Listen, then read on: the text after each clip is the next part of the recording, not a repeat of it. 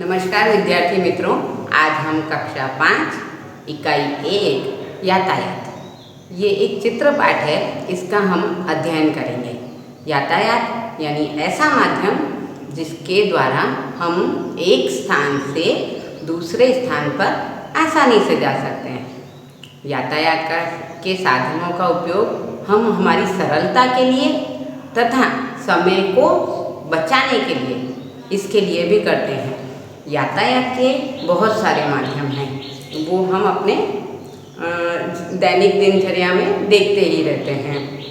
इसमें से कुछ साधन सड़क पर चलते हैं, कुछ साधन हवा में चलते हैं, कुछ पानी में भी चलते हैं। तो आज हम सब मिलकर इन यातायात के साधनों के बारे में इस पाठ में पढ़ेंगे। आपके सामने यहाँ पर पहला एक चित्रपाठ दिया गया है। इस चित्रपाठ में हम इस चित्र का विश्लेषण करेंगे। तो इस चित्र में यातायात के बहुत से साधन नज़र आ रहे हैं। देखिए, एक साइकिल नज़र आ रही है, एक स्कूटर और एक कार नज़र आ रही है। पीछे देखेंगे थोड़ा तो आपको इसमें एक हेलीकॉप्टर और एक हवाई जहाज़ भी नज़र आएगा। तो हेलीकॉप्टर और हवाई जहाज़ ये हवा में उड़ने वाले यातायात के साधन हैं। कार, स्कूटर और मोटरसाइकिल ये सड़क पर चलने वाले साधन हैं। इसके अलावा आपको एक और साधन नज़र आ रहा होगा, रेल। रेल ये एक ऐसा माध्यम है यातायात का जो सड़क पर तो कहा जाता है, पर सड़क पर भी इसे चलने के लिए इसकी अपनी एक विशेष पटरी होती है। यह उसी पर ही चलती है। इस पाठ में इस चित्र में आपको इस यातायात के साधनों के साथ आपको एक बगीचा भी नज़र आ रहा होगा। इस बगीचे में कुछ बच्चे खेल रहे हैं, कुछ लोग बैठे हुए नज़र आ रहे हैं। यहाँ पर आपको एक फव्वारा भी नज़र आ रहा होगा जो मछली के आकार का है। तो इस तरह बगीचा बहुत ही सुंदर नज़र आ रहा है। अब बगीचे की सुंदरता बढ़ाने के लिए इसमें स्वाभाविक है पेड़ पौधे फूल होंगे ही। तो यहाँ पर हमें कुछ फूल भी नज़र आ रहे हैं। तो इन फूलों में गुलाब है, गुड़हल है, चंपा है और सूरजमुखी, ये सारे फूल यहाँ नज़र आ रहे हैं। तो आज हमने चित्र 1 के सभी यातायात के साधनों को देखा। अब इसी के नीचे स्वाध्याय है कि आप फूलों के नाम की सूची बताइए जो इस चित्रपाठ में है। तो यहाँ पर चंपा, मोगरा, गुलाब, गुड़हल और सूरजमुखी इन सभी के चित्र दिए गए हैं। अब ऐसे कुछ फूलों के नाम बताइए जो इस चित्रपाठ में नहीं हैं। तो यहाँ पर कनेर का फूल नहीं है, रात रानी, जूही, चमेली, गेंदा, ये सारे फूल इस चित्रपाठ के चित्र में नहीं दर्शाए गए हैं। अब हम चलते हैं दूसरे चित्र की ओर। दूसरे चित्र में आपको नज़र आ रहा होगा सबसे पहले पानी में आप देखेंगे तो आपको एक नौका नज़र आएगी। उसी के साथ आपको एक पानी का जहाज़ भी नज़र आएगा। तो पानी पर चलने वाले यातायात के साधन हैं नौका और पानी का जहाज़। साथ ही साथ आपको इस चित्र में एक बस नज़र आ रही है और एक ऑटो रिक्शा भी नज़र आ रही है। तो वो कौन से साधन हैं? सड़क पर चलने वाले साधन। तो आज हमने यातायात के साधनों के बारे में पढ़ा। अब नीचे प्रश्न दिया गया है चित्र 2 में कि यातायात के साधनों के नाम की सूची बनाइए।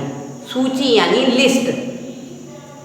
तो हम नाम की लिस्ट बना रहे हैं। इसमें यातायात के साधन आएंगे motorcycle, scooter, rail, car, helicopter, हवाई जहाज, नौका, पानी का जहाज, बस और ऑटो रिक्शा। इन सभी को हमने इन चित्रों में देखा। अब अगला प्रश्न कह रहा है कि जो यातायात के साधन इसमें नहीं हैं इन्हें दर्शाइए।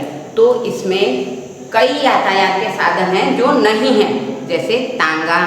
तांगा कहते हैं घोड़ा गाड़ी, जिसे घोड़ा चलाता है और पीछे गाड़ी लगी हुई होती है 2 पहियों वाली। इसके अलावा बैलगाड़ी, ऊंट गाड़ी, ट्रैक्टर, ट्रक, साइकिल, जीप, वान, टेम्पो, ये सारे साधन इन चित्रों में नज़र नहीं आ रहे हैं। तो ये यातायात के साधनों में ही आते हैं, पर यहाँ इनके चित्र दर्शाए नहीं गए हैं। अब आपको एक तालिका दी गई है, तालिका 1। तो तालिका 1 में जिन जिन यातायात के साधनों के नाम हैं उन्हें वर्गीकृत करना है। जैसे कि 2 पहिए वाले, तो 2 पहिए वाले में आ रहा है स्कूटर, साइकिल और स्कूटर, साइकिल, तांगा, बैलगाड़ी और मोटरसाइकिल। अब है 3 पहिए वाले। 3 पहिए वालों में आते हैं केवल एक ही, रिक्शा या ऑटो रिक्शा भी जिसे हम कह सकते हैं। 4 पहियों वाली में वान, बस, कार, जीप। और 4 से ज़्यादा पहियों वाली यातायात के साधनों में बस, रेल, ट्रक, ये सारे 4 से अधिक पहियों वाले हैं। अब तालिका 2 हमारे अभ्यास में दी गई है, तो तालिका 2 के अनुसार हमें अब इन यातायात के साधनों का विभाजन करना है। विभाजन यानी इन्हें अलग अलग करना है। और किस प्रकार अलग अलग करना है ये इसमें दे ही रखा है कि सड़क पर चलने वाले बताइए, हवा में उड़ने वाले यातायात के साधन बताइए और पानी में चलने वाले यातायात के साधन बताइए। तो आपको यातायात के साधनों से तो अब अवगत हो ही चुके हैं, तो आप इसमें बता सकते हैं कि सड़क पर चलने वाले यातायात के साधन में कार, बस, जीप, तांगा, बैलगाड़ी, मोटरसाइकिल, साइकिल, ये सड़क पर चलने वाले हैं। अब है हवा में उड़ने वाले, तो हवा में उड़ने वाले हैं हेलीकॉप्टर और हवाई जहाज। ये हवा में उड़ने वाले यातायात के साधन कहे जाते हैं।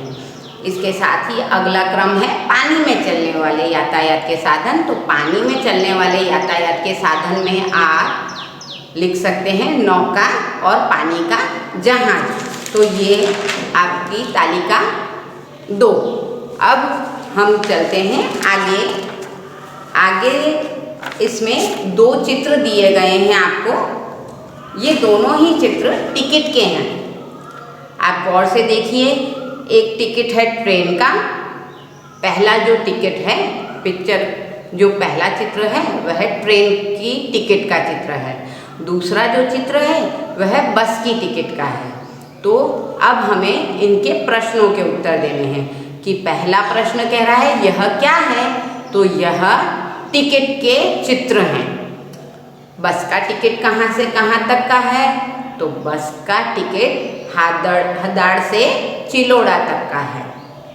रेलवे का टिकट कहाँ से कहाँ तक का है, तो रेलवे का टिकट मुंबई सेंट्रल से अहमदाबाद जंक्शन तक का है। बस में टिकट का किराया कितना लिखा हुआ है, तो बस में टिकट का किराया 91 रुपये यानी 91 रुपीज़ प्रति व्यक्ति। प्रति व्यक्ति यानी एक व्यक्ति का किराया 91 रुपये है। कहाँ से कहाँ तक का, हडाद से चिलोड़ा तक का एक व्यक्ति का टिकट मूल्य 91 रुपये है। बस रेलवे के टिकट का किराया, तो रेलवे के टिकट का किराया 204 रुपये है। 204 रुपये ये प्रति व्यक्ति है, यानी एक व्यक्ति के मुंबई सेंट्रल से अहमदाबाद जंक्शन आने तक का किराया 204 रुपये है। अब रेलवे टिकट की दिनांक बताइए। दिनांक कहते हैं तारीख।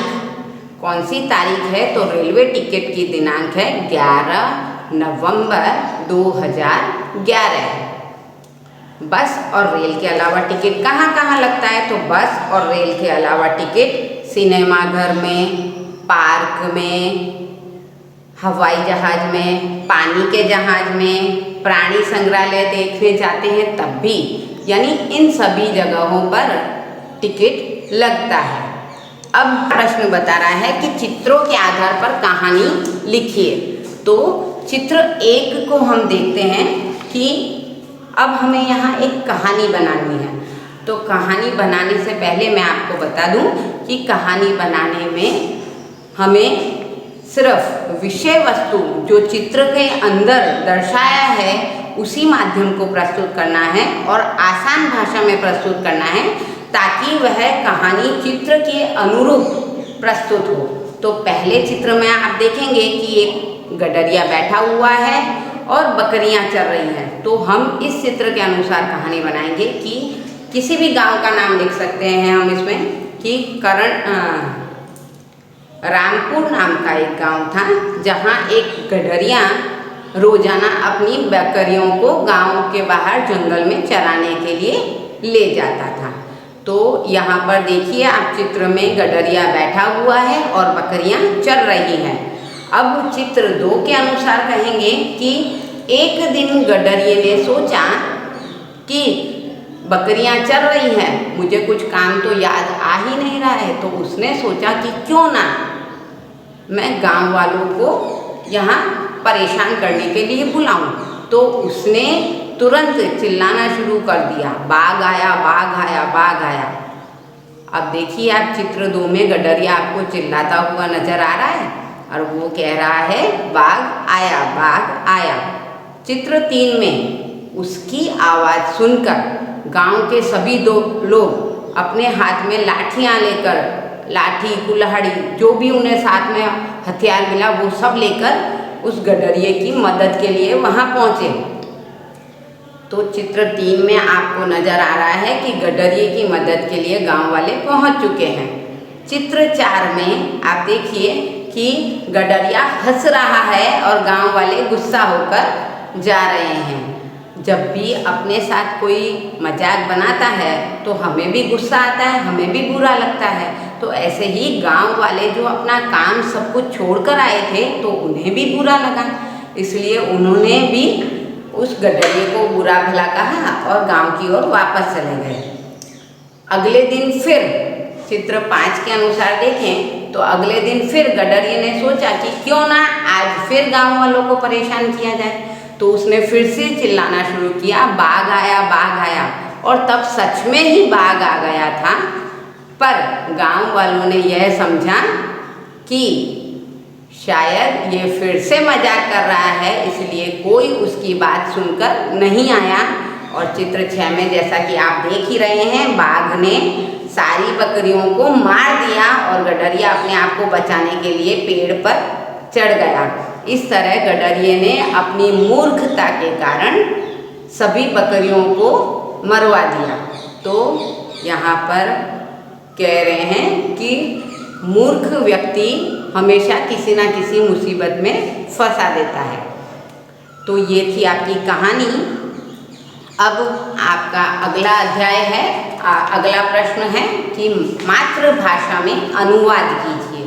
तो आपकी मातृभाषा कौन सी है? गुजराती। इसलिए यहाँ पर हमें गुजराती भाषा में अनुवाद करना है। पहला प्रश्न है, कमल हमारा राष्ट्रीय फूल है, तो कमल આપણું राष्ट्रीय फूल छे। यहाँ पर इसे बोलेंगे कमल આપણું राष्ट्रीय फूल छे। दूसरा वाक्य है, मधुमक्खियाँ फूल पर बैठती हैं, तो मधुमक्खियों फूल पर बैसे छे। क्या अनुवाद होगा इसका? मधुमक्खियों फूल पर बैसे छे। तीसरा है, मुझे बैलगाड़ी में बैठना पसंद है, तो इसका गुजराती अनुवाद है, મને બળદગાડીમાં બેસવાનું ખૂબ જ ગમે છે। મને બળદગાડીમાં બેસવાનું ખૂબ જ ગમે છે। चौथा वाक्य है, ऑटो रिक्शा में 3 पहिए होते हैं, तो चौथे वाक्य का है कि ऑटो रिक्शा ने 3 पैड़ा होय छे। क्या होगा इसका?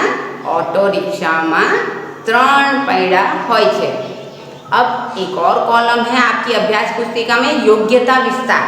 तो योग्यता विस्तार में गुजराती शब्दों का हिंदी शब्दों में अनुवाद किया गया है। तो आप देखेंगे कि साइकिल को गुजराती में भी साइकिल कहा जाता है और हिंदी में भी साइकिल कहा जाता है। रिक्शा को गुजराती में भी रिक्शा कहा जाता है और हिंदी में भी रिक्शा कहा जाता है। ट्रेन को गुजराती में भी ट्रेन कहा जाता है और हिंदी में भी ट्रेन कहा जाता है। विमान को गुजराती में भी विमान कहा जाता है और हिंदी में भी विमान कहा जाता है। स्टीमर को गुजराती में स्टीमर ही कहा जाता है और हिंदी में भी स्टीमर कहा जाता है। बड़दगाड़ू, अब यहाँ गुजराती में बड़दगाड़ू को हिंदी में बैलगाड़ी कहा जाता है। घोड़ा गाड़ी को गुजराती में घोड़ा गाड़ी ही कहा जाता है, पर हिंदी में इसे घोड़ा गाड़ी भी कहा जाता है, पर साथ में तांगा भी कहा जाता है। स्कूटर, इसे भी हिंदी में स्कूटर ही कहा जाता है। बस को भी हिंदी में बस ही कहा जाता है। हेलीकॉप्टर, इसे भी हिंदी में हेलीकॉप्टर कहा जाता है। जहाज को भी हिंदी में जहाज ही कहा जाता है। गाड़ी को हिंदी में कार कहा जाता है। ऊंट गाड़ी को ऊंट गाड़ी ही कहा जाता है। मोटरसाइकिल को मोटरसाइकिल ही कहा जाता है। तो आज हमने पाठ 1 चित्रपाठ इकाई 1 यातायात के बारे में पढ़ा।